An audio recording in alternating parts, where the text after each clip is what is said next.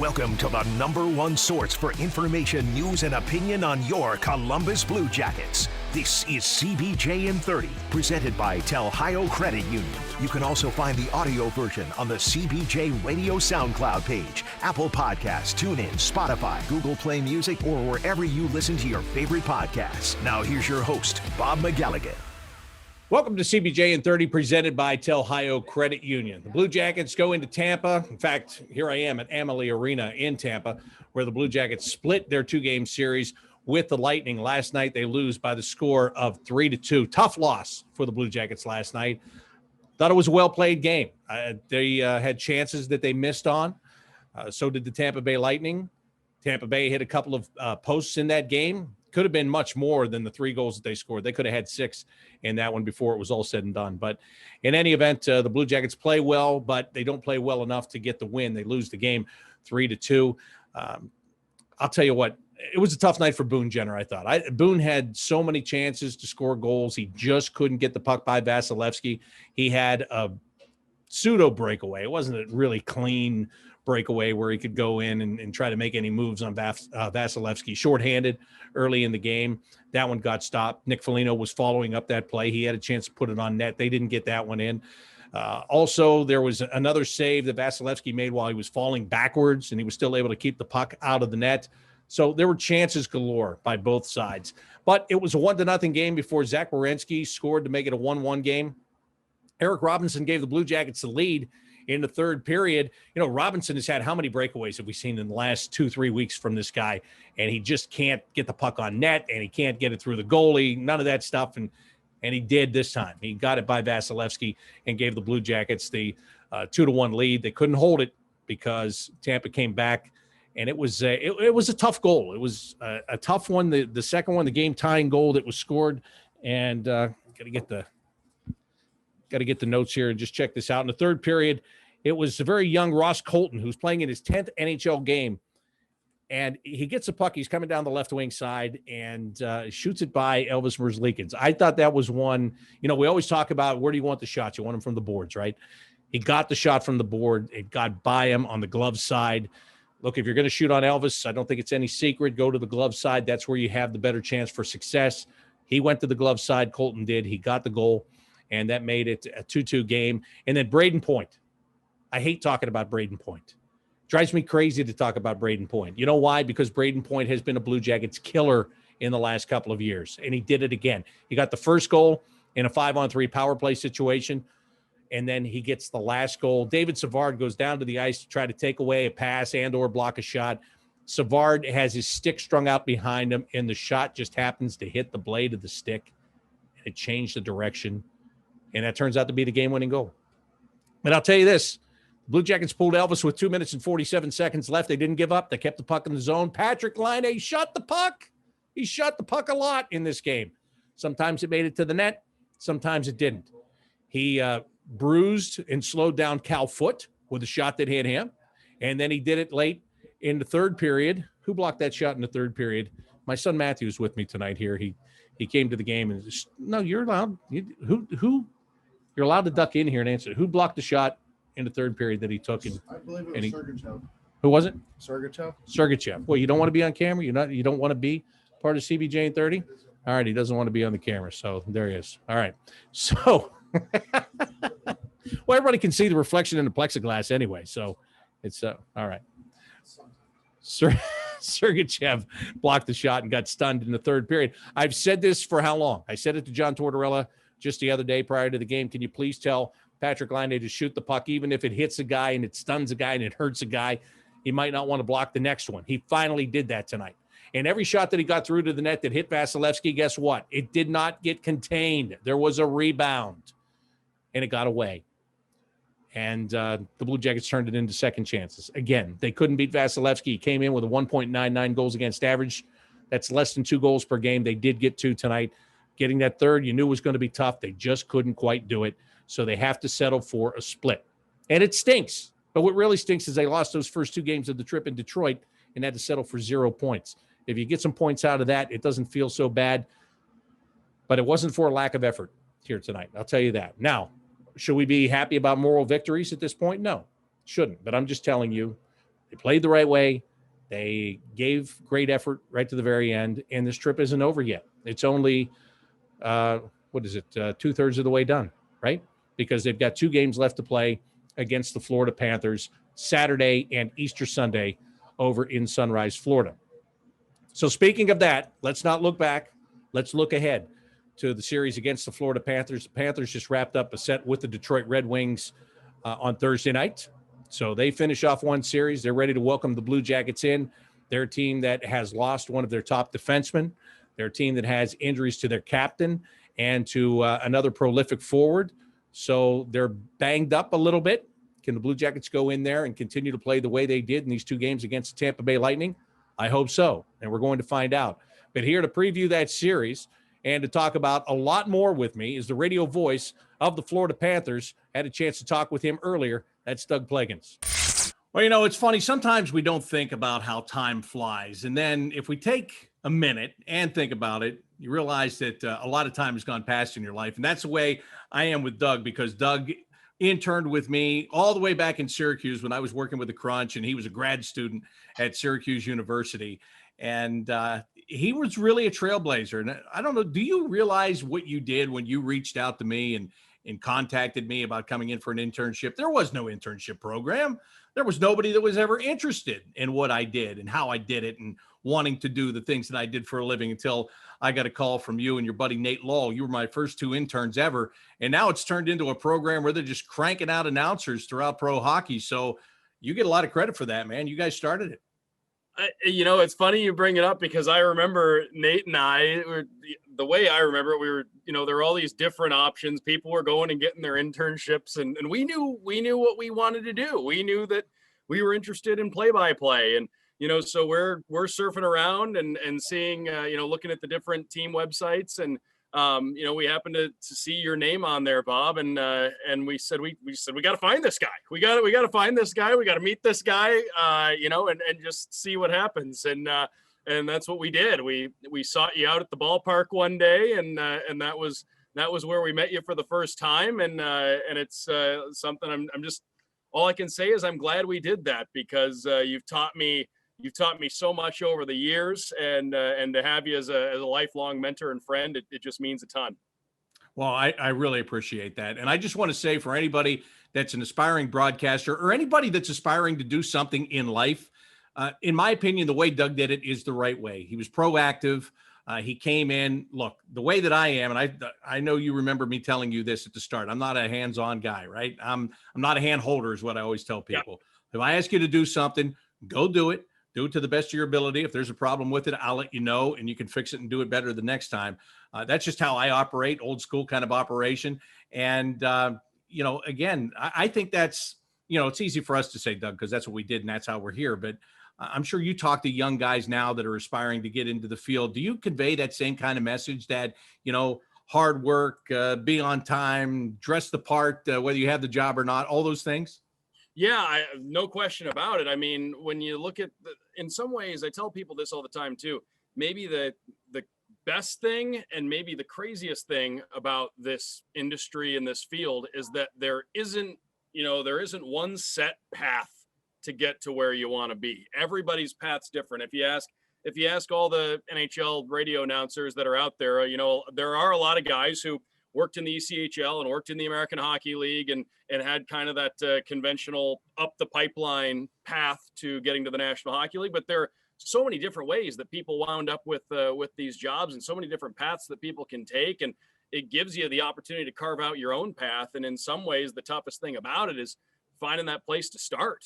And that's where I tell a lot of guys out there, just go and find what, like guys and girls, whatever they're looking to do. I'd say, find what you want to do. If you want to be on the air, then you got to go someplace that's going to give you the opportunity to at least simulate what it's like to be on the air, and do it as much as you can and be able to make your mistakes and learn on the fly. And it's a grind, but when you put your mind to something and you make it work, it really, and it pays off for you. It's a great feeling when everything starts to fall into place. So it's one of those things I would tell anybody out there.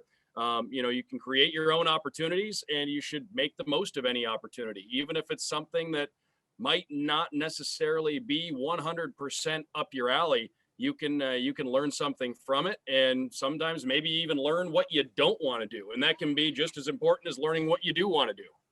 You're absolutely right about that.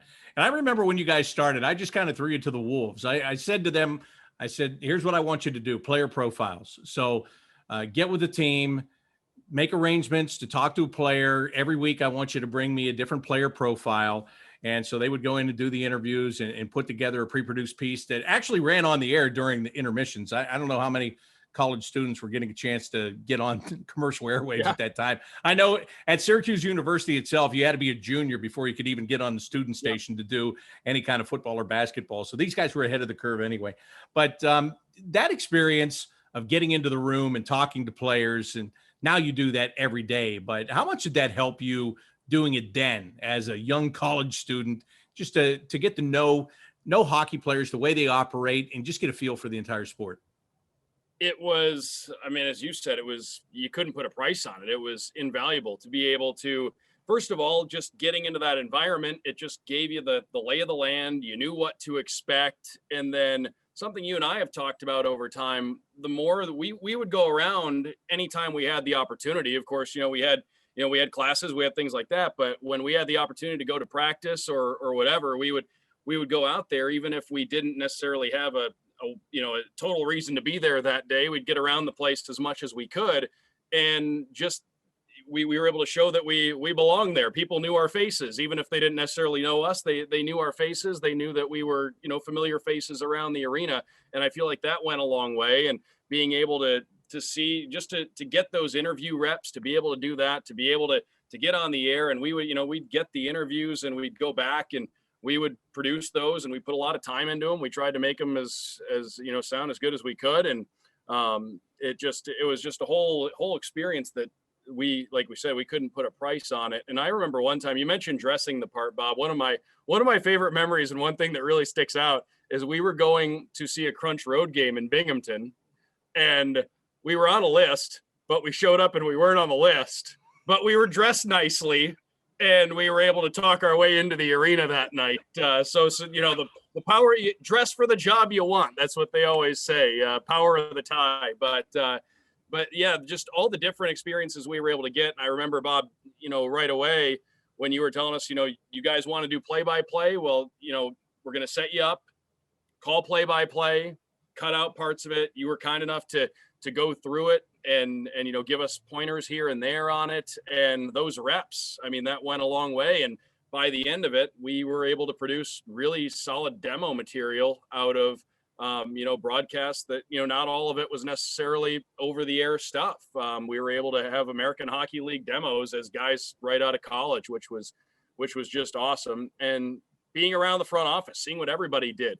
Like I said, that internship just meant the world to me. And I still think back to it all the time, just because there are so many things, as you mentioned, Bob, that we do now that my first exposure to it was at, that time during that internship, going into the locker room and interviewing players and knowing what, media availabilities were and the structure of it all and everything like that, and going through PR departments. And it just showed us that whole side of things. And therefore, after we did it, none of it was a surprise to us. We kind of had the lay of the land in that regard and just knew what to expect as we continued on. Yeah, I remember that road game. It was in Binghamton, New York, and you guys wore shirts and ties.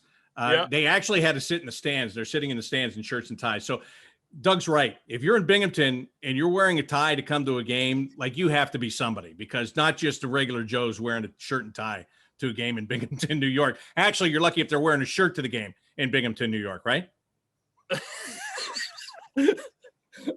I think people are generally clothed. Generally, yeah. Sure. Bob, I'll tell you one thing. I brought this story comes up quite a bit, and I'm not even sure if you necessarily at the time understood the magnitude of it, but I remember, because Nate and I still, we talk to this day. We're still very good friends. And this came up on our podcast here with the Panthers when we were talking about superstitions not too long ago. But Nate and I went to Burger King before a crunch game, and the team won. The next game, we did not go to Burger King, and they lost 5-0 to the then Lake Erie Monsters, who I would later go on to work for. So we're sitting there saying, like, okay, Burger King got a win, and then not going to Burger King was a blowout loss. So how do you reverse the trend? You go back to Burger King. Well, Bob, they went on that miracle 15-game win streak, and we were going to Burger King every game, and eventually we just had to stop going to Burger King. And the win streak got to be so powerful at that point that it transcended the Burger King. We didn't have to go to Burger King, but we ate a lot of Burger King to keep that win streak alive. Yeah, but of course, for college guys, it didn't matter so much. You didn't have to worry about the calorie intake or anything, right? It was friendly on the wallet too. Yeah, exactly. And one thing that's really funny about that, now that I think back about, especially that team that was on that 15-game winning streak, is Derek McKenzie was a part of that team before he had come up and been a part of the Blue Jackets. And then, of course, went to Florida to play for the Panthers. And now he's an assistant coach with the Panthers. So you talk about, were you being censored there? I hear the horn going on. Yeah, I just heard the horn. I'm not sure what they're testing. Yeah, time's right up. I guess we're done. We're finished. No. But Derek McKenzie's now an assistant coach. And, life comes full circle, doesn't it? How strange is that? Yeah, that's it's crazy to think that, it was one of those things that it doesn't feel like it was that long ago, but you look at the calendar. I mean, that was the 07-08 season. And, that was enough time for, Derek McKenzie to go from, a really good American Hockey Leaguer to carving out a niche and having a full career in the National Hockey League to now being an assistant coach. And I remember too, the first day that I showed up, that I met him, well, I should say the day that I met him again when I got to Florida, because obviously we had talked to him when he was with the Crunch and things like that. But this goes back to what I said about becoming a familiar face and going out of your way to show that you belong somewhere. Our first media day here, the first media day that I worked would have been the 15-16 season. So we're talking September of 2015. I talked to Derek McKenzie that day, and I said, I'm not sure if you remember me, but I interned in Syracuse way back. And he said, I said he remembered me, So it was just hockey. The hockey world's a small world, especially. And like you said, Bob, things do tend to come full circle, but I think you see that more in hockey than anywhere. I mean, I can't even tell you how many people that I've worked with at some point throughout my career that I've, come across again, whether it's coaches that I worked with. I mean, three of the coaches that I've worked with that I worked with during my time in the minors are either head or assistant coaches in the National Hockey League right now. Calvin Pickard was our goalie for parts of 4 seasons that I was in Cleveland, and he's with Detroit, who's in town to play the Panthers tonight. So it's a small world, the hockey world. And you just, again, you meet somebody, you never know when you're going to see him again. And it's fortunately a world where you meet a lot of really nice people. So generally the people that you come across again are just good people to chat with when you get the chance. I'm so happy that we're talking to each other, having the same job at the same level in the NHL. But there was a time when you actually got out of hockey between the ECHL and the American Hockey League. You had been out in Boise, Idaho. You decided to call it quits. Fortunately, you reconsidered and wound up in Cleveland with, as you said, the Lake Erie Monsters at the time when they were still affiliated with Colorado. Tell me about that, about the hard decision to get out of the game and then finding a way to jump back in. Yeah, it was a time. There were a lot of different options. There were a lot of different things going on. And I had done a lot of fill-in work at one of the TV stations in Boise. And it was something that really did at the time pique my interest. And, the opportunity to go and try that on a full-time basis back in the Midwest, closer to home, came available. So I took the opportunity and went to Youngstown, Ohio, and worked for it was a cluster of stations that had 3 stations under one roof. So I was the weekend sports anchor, but I was anchoring about 8 sportscasts a week. And there were times where, I'd be taped on one station going head to head with myself live on another station. So it was a unique opportunity. It was a chance to, be able to really experience what that was like full time. Definitely enjoyed doing hockey more, but at the same time, when that job in Cleveland came up, it's funny how things work sometimes. And it's prime example of why I tell people that stuff happens for a reason. When the job in Cleveland with the Monsters came open, it was very late in the off season. It was September by that point in time. They had to act pretty quickly. And I was an hour away, basically, hey, I'm right down the road. If you want to chat, I'm there. I can get there anytime you want. And they did a lot of games on TV, and having had a little bit of TV experience was something that came in handy for me. So when the opportunity to go to the Monsters came up, that was, I was very interested in getting back into hockey at the time anyways, but as far as places to be in the American Hockey League, that's, the best, if not one of the best places to be, with it being in a major league arena. And you folks, everybody at the Blue Jackets knows, what a great organization the Monsters are, being with the Cavaliers and playing in that building and all the different resources that are there. So to be able to go there, that was just another one of those things that just was, an opportunity that I couldn't pass up, and an opportunity that I'm still thankful for to this day that it did come up. So again, that's a prime example of why I tell a lot of people that things tend to happen for a reason. All right. So as we're talking, we're both getting ready to wrap up series, the Panthers against Detroit, Blue Jackets against the Tampa Bay Lightning. And then it's time to go head to head once again. And the Panthers have been tough for the Blue Jackets this year. The Panthers have been tough for a lot of teams this year. Explain to me, because there are a lot of, I know there are new faces there, but there's a lot of the same faces on the ice, same coach behind the bench, new general manager that we know well in Columbus, and Bill Zito. But what has been the biggest turnaround for the Florida Panthers? Why have they played so strong from opening day? It's just a lot of different things to point to. And I think it all goes back to Bill Zito's first move was acquiring Patrick Hornquist. And he comes in with a track record that speaks for itself, 8 20-goal seasons in his career, a couple of Stanley Cup rings, and he just plays the game with an energy that's just off the chart. And you even sense that during practices. And I know he's been out for the last few games here with an injury, but he's a player that his mere presence made an immediate impact with this team. And then the other guys that were brought in, and keep in mind, this is about when the season started, you're looking at about half a roster essentially that on a given night that is new if you compare it to this time a season ago. So Bill Zito, in addition to Patrick Hornquist, a guy like Radko Gudas comes in, who Joel Quenneville has said brings bite and personality to the Panthers blue line. And they had wanted to add a guy like that, and Bill Zito went out and got one. And Radko Gudas, as everybody knows across the National Hockey League, he's a very unique skill set, and a guy that keeps opponents honest, and a guy that opponents have to have their head on a swivel when they're out there against Radko Gudas. So those are a couple of guys that come in and they brought a different approach to this Panthers team. But then a guy going out and getting a lot of guys that had something to prove, a guy like Carter Verhaeghe, and he's leading the Panthers in goals right now. Played with Tampa Bay last year, no doubt, learned a lot being a part of that group.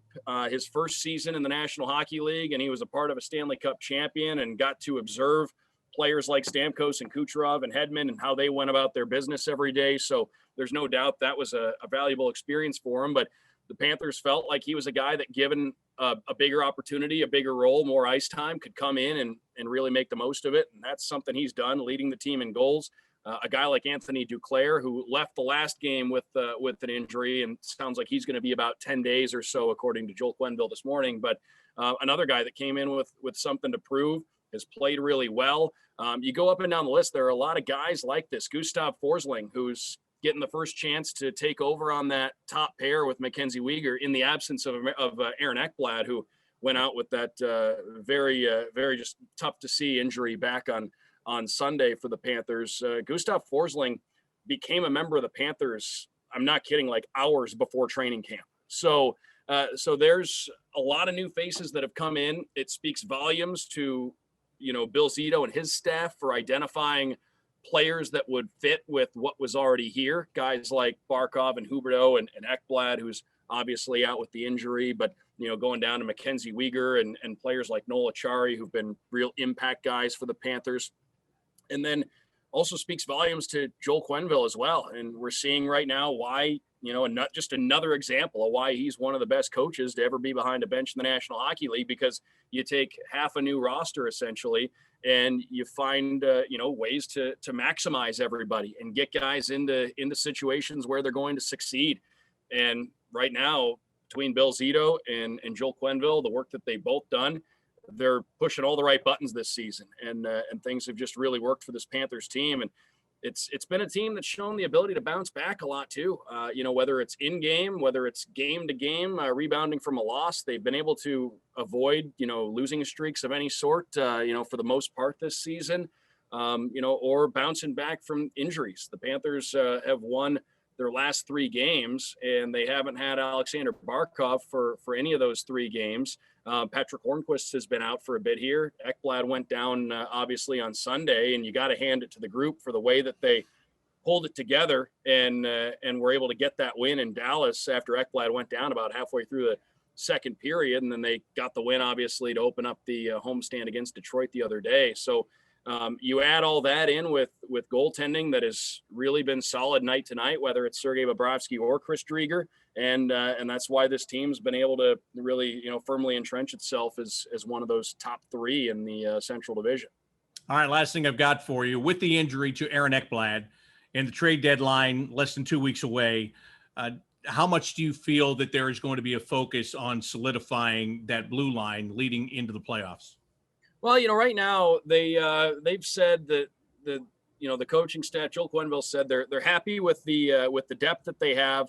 They're happy with the resolve of the group, and they through the injuries, even with Barkov and everything, they've said they like the depth here, the internal competition. They feel like they have the group to keep things moving forward here. And I think if you look at something like that, I would say it's one of those things like any good general manager. I'm sure they're always looking around. They're always listening to what's out there. But I think when you look at this season for the Panthers, I've called this a kind of a foundational season. The corner that they've turned this year, this isn't something that's going to be a flash in the pan. This looks like a group that's going to be good for a number of years to come. So, I think the first thing you have to keep in mind is making sure that the big picture is in mind, that this team's going to continue to progress and develop down that path to being a force in the probably back to the Atlantic Division, next year, but the Central Division now, and moving into the Atlantic Division as the years go by.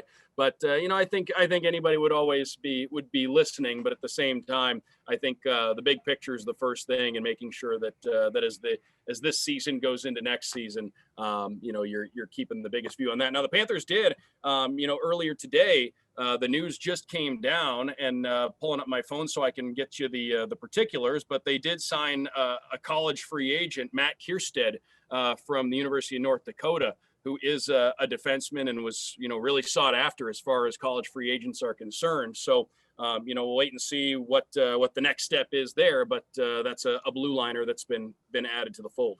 Yeah, I saw that the Panthers were very much in the front group to get him. So yeah, and you're right, that you never know how that's going to go. Sometimes those guys can jump right in from college and they can be impact guys. Of course, you put them like 5th or 6th defenseman, not a lot of pressure early on, let them get acclimated. Sometimes you're not ready to make that big jump. So that'll be interesting. But yeah, I give Bill Zito credit. You try to address it.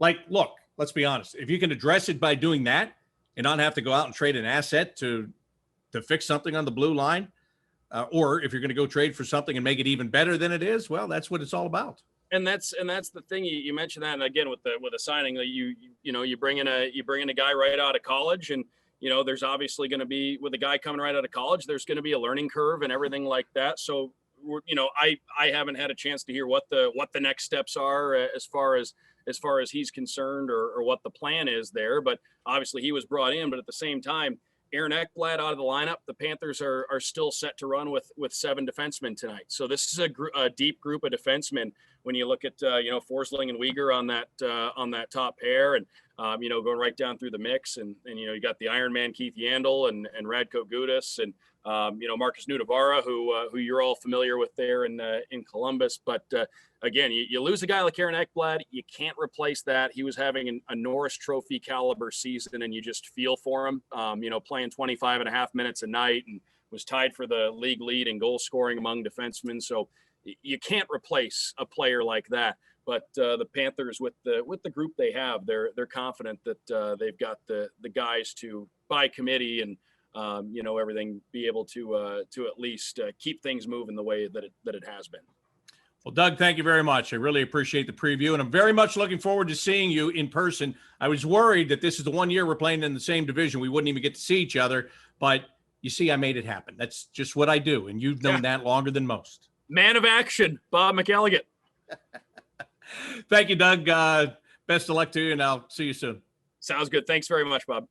That is Doug Plagens, the radio voice of the Florida Panthers. I'm looking forward to seeing him this weekend. I'm looking forward to seeing the Blue Jackets continue playing the good hockey that we have seen here in the last two games, trying to finish off this trip very strong. Next game, Saturday night, 7 o'clock face-off over at the BB&T Center. Pregame coverage starts at 6:30, both on Bally Sports Ohio and, of course, on the Blue Jackets radio network. And then the Easter Sunday game is a 5 o'clock in the afternoon game, just as a programming note to you. In case you're late afternoon on Easter, you're all full, and instead of falling asleep after you fill yourself up with that Easter meal, you can go ahead and turn on the Blue Jackets and the Florida Panthers as the Blue Jackets wrap up this road trip. So, again, the first two games on the trip, they were terrible. Everybody knows they were terrible. They got nothing in Detroit. They come to Tampa. They play much better, but they're still on the outside looking in when it comes to the playoffs here in the Central Division of the National Hockey League. Can they get closer to that final playoff spot? We're about to find out Saturday and Sunday. Again, 7 o'clock Saturday, face-off time, and 5 o'clock on Sunday, the Blue Jackets and the Florida Panthers. That's going to do it for me from here at Amalie Arena. Boy, is it nice to be on the road for the first time this year, getting a chance to see the Blue Jackets live in another building, see people that I haven't seen all year long. That's nice, although I was batting 1,000 on the road. My average just dropped to 500. I'm sure John Tortorella will remind me of that tomorrow. But in any event, make sure that you join me for the Blue Jackets and the Panthers this weekend. And Monday is another Monday mailbag edition of CBJ in 30, presented by Telhio Credit Union. So don't forget, you can send your questions to me anytime. You can either do it on Twitter or Instagram at Bobby Mac Sports. You can also send a voice memo to me. You can record your question as a voice memo. You can record it as a short video, and you can email me, bobbymac@bluejackets.com, BOBBYMAC @bluejackets.com. All right, that's going to do it for this edition of CBJ in 30, presented by Telhio Credit Union. Thanks to Doug Plagens for being my guest today, and thanks to you for being here as always. And until next time, I'm Bob McElligott saying so long.